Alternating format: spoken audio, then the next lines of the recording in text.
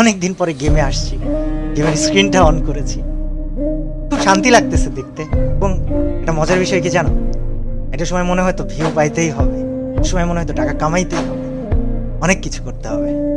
এটা এখন কি মনে হয় জানো, এখন মনে হয় কিছু একটা করে যেতে হবে যেটার জন্য মানুষ আমাকে আজীবন মনে রাখবে।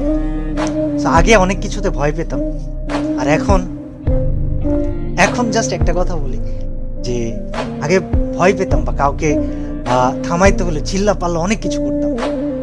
এখন সবচেয়ে ধীর স্থির ভাবে, সবচেয়ে নরম কণ্ঠে, সবচাইতে ইফেক্টিভ কাজগুলা করে দেখাইতে চাই। আমার জন্য দোয়া করো, আমার সাথে থাইকো। আর বিশাল অ্যামাউন্ট অফ মানুষ আমাকে প্রশ্ন করতেছে, কল দিতেছে যে ভাই আপনার চ্যানেলের 1800 ভিডিও কোথায় গেল।